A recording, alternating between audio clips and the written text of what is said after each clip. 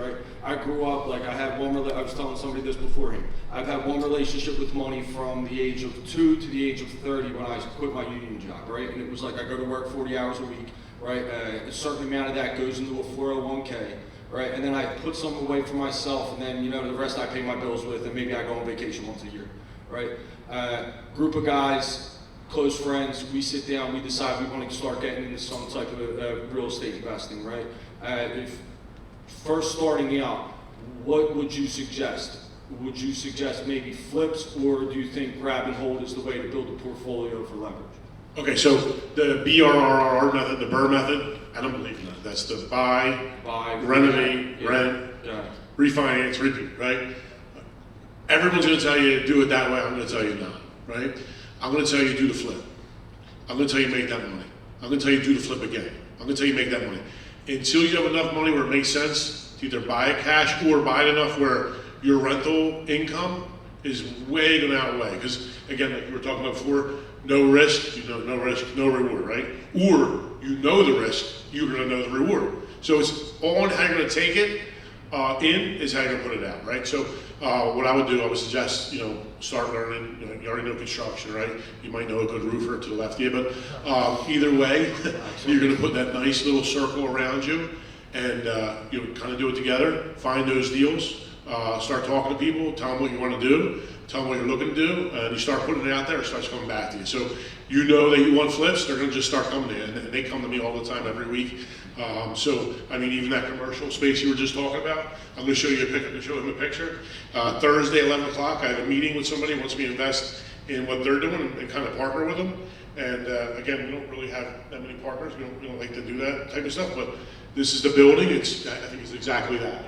So this is in Mocha Hill. I'm buying the building, the land for $350,000, and we'll be building this building. So definitely good to come here and meet people that do that type of lending. Because honestly, I had no idea, because I don't take loans or mortgages.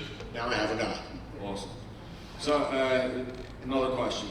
Right now, if we're going into just let's say, for example, I find a parcel of land somewhere in South Jersey.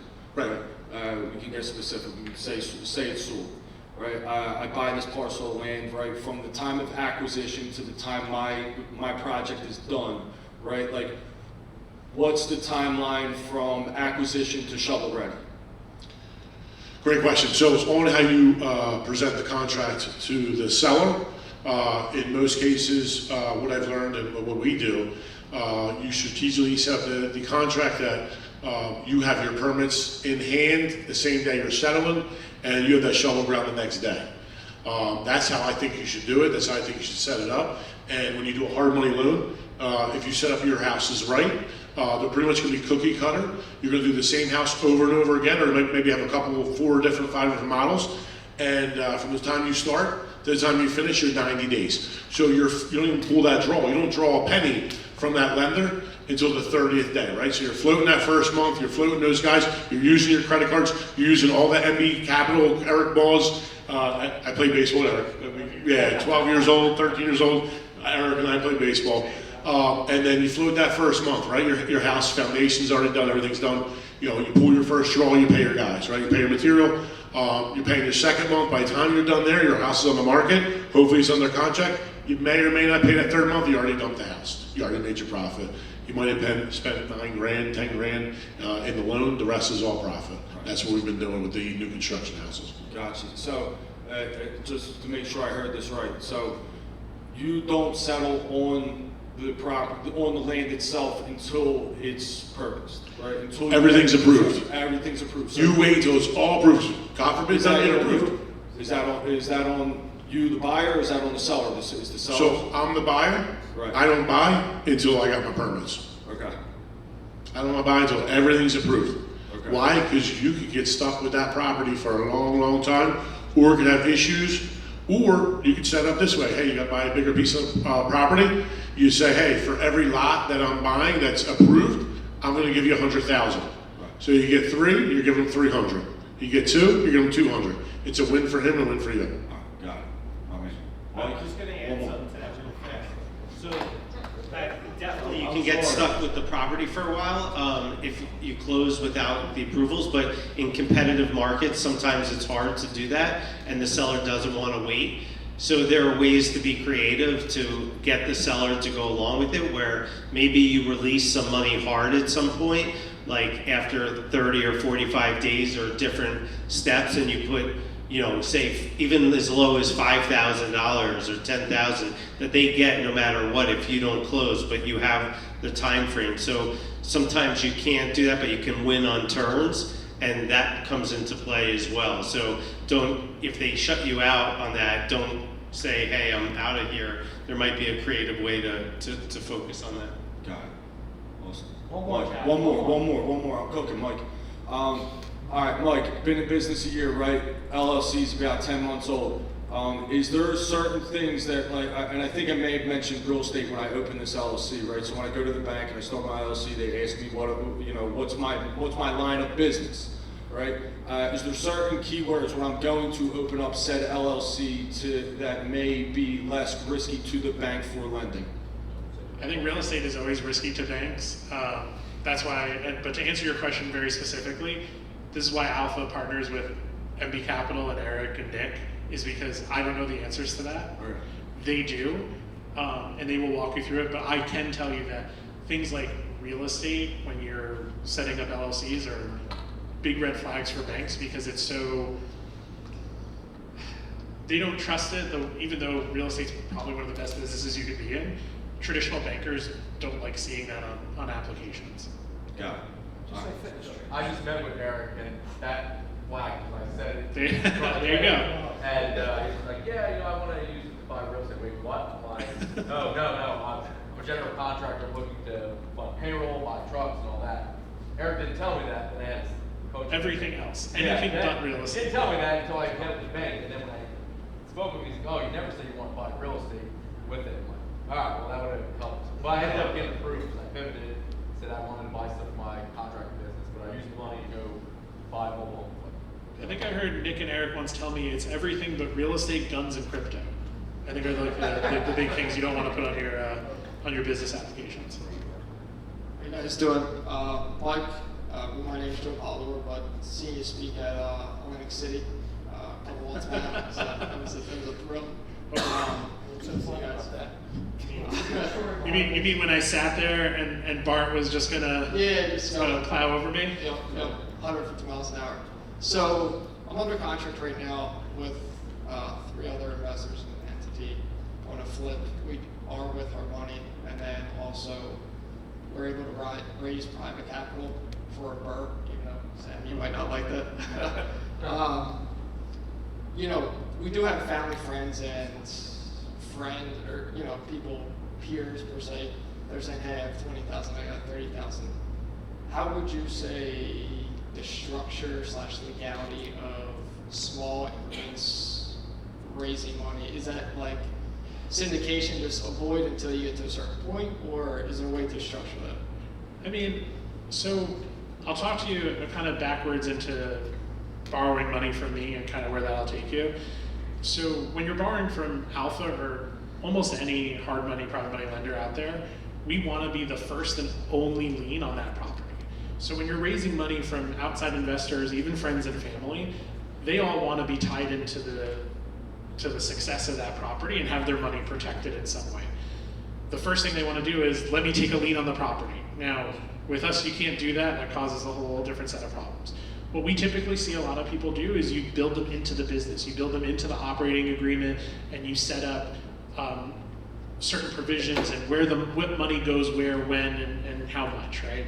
The best thing to do with that is to always work with an attorney, because I'm not going to be really good at telling you the best way to structure the language of how to give your mom money first and then your friend Bob or whoever, but that's the way we see a lot of it done. And there's also clever ways in the operating agreement that you can put them in that either limits their exposure or gives them more exposure and more security, right? And we can talk after this, but there's different ways to do that. But when you're bringing together a lot of people with a lot of different sums of money, that's when you want to take the time and put the right people around you, which is an attorney, and make sure that they're helping you craft the best document not just to protect the people you're raising the money from, but to protect yourself, right? What you don't want to do is kind of do it slapdash ChatGPT operating agreement and then get into it and then have somebody take the deal away from you and ice you out of the whole thing. Like you don't want that. So we've all been saying about getting the right people around you, and that scenario, being able to raise the money is great, but now you got to put all the other guardrails on it to make sure it's successful. Who would you recommend or push it? Like, obviously David raised 50 million, I think he said privately, so. Well, I'll just say, typically you want to go somebody local who you know who's able to really help you and give you some time, and that depends on where you are, and I can recommend people from North Jersey to South Jersey, but Well, I was going to say specifically you want to hire a securities attorney that has experience in not only in private offerings, but in operating agreements for investment purposes. I have I've worked with a lot of different securities attorneys. We've run a fund, we set up a whole fund, we've done syndications. I have one attorney that's in New York that actually is not very expensive and is very reasonable and thorough and good. I can give you his info, but if you want to ask around for other people locally that have, maybe they've worked with a securities attorney, that's who you want to connect with. Thank you. Great questions, man. Who else? Anton has a hand.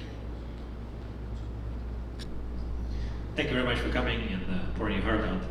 Kind of switching gears a little bit from technical questions to more mindset. What would you say if you ever made the biggest mistake that you would say in your journey, and what did you learn from it? I mean, my list of big mistakes is pretty long, so I'll just pick one randomly. It was 2019, right? 2019. Alpha had been doing really, really well at the time. Our volumes were through the roof. We were expanding. Mike had built the company up to a great place, and me and the other partner thought it would be a good idea to sell the business. And it was probably the worst decision and best decision I ever made, but we saw dollar signs, and I want to say that we were going to remain in the company and continue to be a minority owner of the company, but we were doing like a sale merger. And my gut was going off that the guy we were getting in bed with to do business with was not aligned with who I am as a person or how I operate. And I knew that I probably shouldn't go through with it, but we kind of got deeper and went further along, and that happened, and spent like $2 million in legal to get the company back when they defaulted on payments and things that they were supposed to do.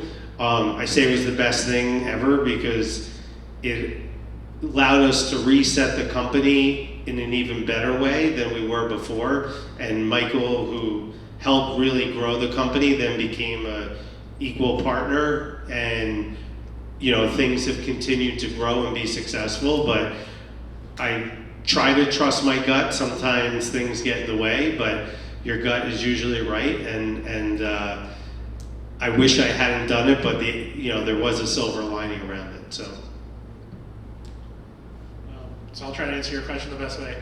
I think for me, the mindset that comes to mind for me is a word. It's obstinance, right? It's really easy when you're working for someone to find yourself getting very obstinate and working a certain way and having a very tunnel vision to what you're doing. And I found myself in that exact position. And then being able to step past it and move into, I think the best way to explain it is a yes but mentality. Everything can be a yes with a but, right? And there's always a way to move forward, 99.9% of the time. So I think the mindset piece is to always watch yourself from getting too caught up in the tunnel vision of what you're doing or what you think is correct or what you think is going to work or what you think is going to make you succeed, and move to more of a yes but strategy and try to figure out every which way you can to, when you're presented with any challenge, goal, or anything, that there's a way to, you try your best to navigate to the yes no matter what, right? And so for me, I think that was the biggest mindset for me, was getting out of my own way and ending my obstinate streak, for lack of a better word. Okay, so mistakes, I make none. None. I call them lessons, and I didn't pass college, but I definitely have a master's degree from all the lessons I've made over the journey. The journey is what makes it what it is. So having the struggle every day, and then again, those things happen every day. You're not going to have a win every day. You might have some wins, and you're going to have some losses. Some days might be all losses. But if you do all the sum of all those wins and losses, and you come up with a win, because there's always tomorrow to get that win again, that's the mindset you need to have. And you need to know that, hey, look, today didn't go well. It was actually horrible. I lost a lot of money, but guess what? Tomorrow, I'm going to get myself up early. I'm going to make sure that I'm ready to go, and I'm going to be there and be able to catch that opportunity when it arises, and then be able to push through and push everybody else through and learn from yesterday. And again, I think it's about getting 1% better every single day, being persistent, being consistent, and building everybody up. And I think that's the biggest thing with me is, when I built my company, I never worked for anybody before. I did the jail, and I did the police, and I never did construction for anybody else but myself. So I made myself the bottleneck, and I did that for a lot of years. So I was like the full-time firefighter. So no matter what was thrown, I could catch it and throw it right back at you. I was really good at that. So I think, I read a book, and I told people before in here, I'll tell everybody, the book's called Traction, from Gina Wickman. Because again, I thought I could do everything myself, my Home Depot 1-3 book. But I ended up hiring a coach for my team from EOS. It took me 4 years to unravel what I've done in 20. But I was able to basically put everyone in position, because we had a great team, we really did. But everyone did everything all the time, and no one was accountable for anything. So what ended up happening was just a lot of pointing fingers. Hey, I thought you had that. Oh, I thought you did that. At the end of the day, now we have every position. Everyone's accountable for every position. We have our level 10 meetings every Tuesday, so 10 to 11:30. Start on time, end on time. Have the same format. And once you start living that, and then again, I went back to the military of SOPs, standard operating procedures. You do that in life, and you just get better and better at it. Good stuff, great answers. Anybody else have any questions? Yes, sir. This is for Sam. It's a two-part question. The first part is, do you think you could have started in that standard operating procedure mindset in the beginning versus doing it later on? And two, the marketing company. Did you build that or did you acquire it? Why and how's that been? Okay, so start with SOPs. I feel like anything you do in life, you start to revert back to, or you start to pull from. So the military had SOPs, so I knew SOPs. I just didn't know I knew SOPs when I started my business. It just all of a sudden, everything I did was like an SOP, but it was in my head. It wasn't written down. Until I started writing it down, it's really an exclusive SOP, kind of like McDonald's. They always make the burgers the same. They always have the same operating procedure. Everything starts to become consistent once you start doing the SOPs. Now, fast forward for the marketing company, I bought one that was been in business for 30 years. The gentleman, when I first started my business, came around and he said, hey, you're looking to do advertising. I remember you when you just had your minivan, my $2,200 minivan that I used to drive around in. People make fun of me. I'm this big dude in this little minivan, driving around with carpet samples in the back of it, but I'm also selling a roof. I had it all. So kind of learned the hard way a little bit of everything. And, as I grew that business, I had a lot of fun, made a lot of lessons. And I was able to bring that up. So I did advertising in the beginning, and then for a long time I never did advertising. When I started my one-day bathroom last February, I said, hey, I want to start advertising with you again. Started working, and I was making money out of the book, and I figured, hey, what better way to learn marketing? Because I was having a hard time with marketing because, again, I had no experience, and I was diving deep. I said, let me buy this company. Best way to get into the books, see what they actually pay, see what the profit margin is, and kind of learn it that way. So I kind of learned everything backwards by breaking it all down and basically buying and learning that way, and kind of worked out because unfortunately for him, he kind of got sick, and he said, hey, I really like you. I think you're a great person. I want you to continue my legacy with my business. I brought it to my accountant because, again, I'm not that smart. My accountant said, hey, that's a great business. If you don't buy it, I'll buy it. I said, hey, why don't we just buy it together? And that's what we ended up doing. Awesome. Anybody else have any questions? Yep. Hi everyone, thanks for being here. And my question is related to acquiring deals.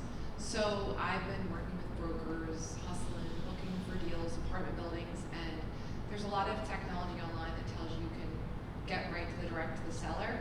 I haven't found anything that works. So any advice for off-market deals or online strategies for finding who owns an LLC, technically apartment building?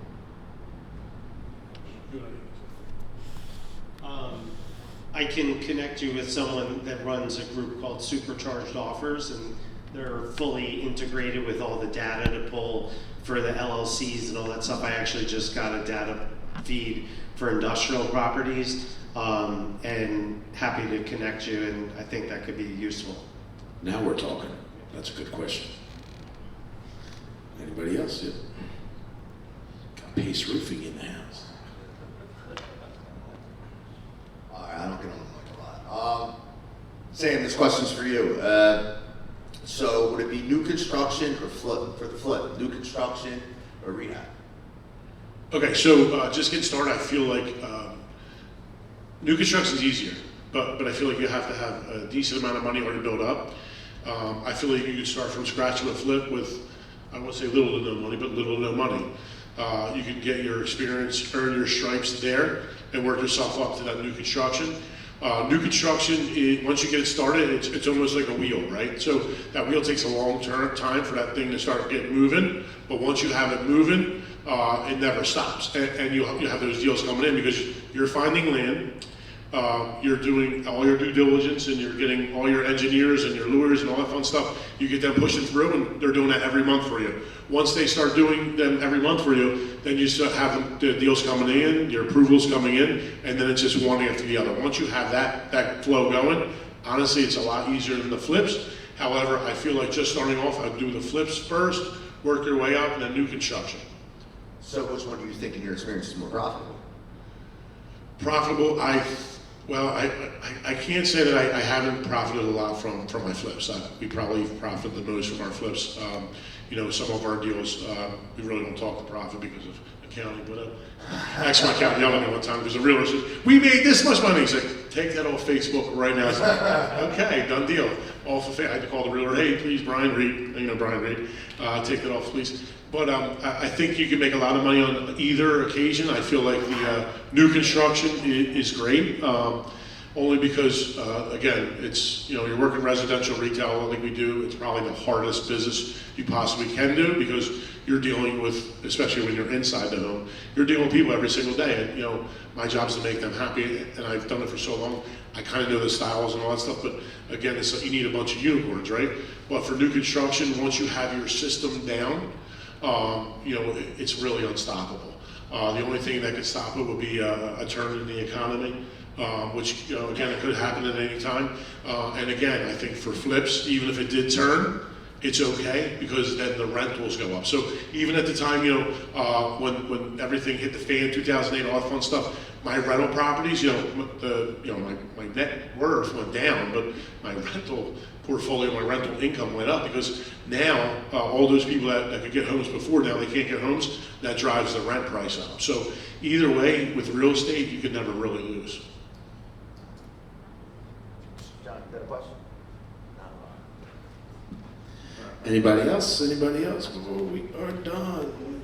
Yeah, come on, Marissa. Hey guys.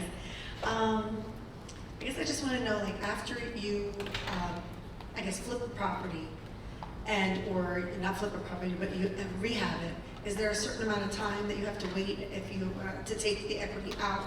Are you limited on that? I don't know. Wait, was that take what out? Take equity out so you get it revalued or reappraised.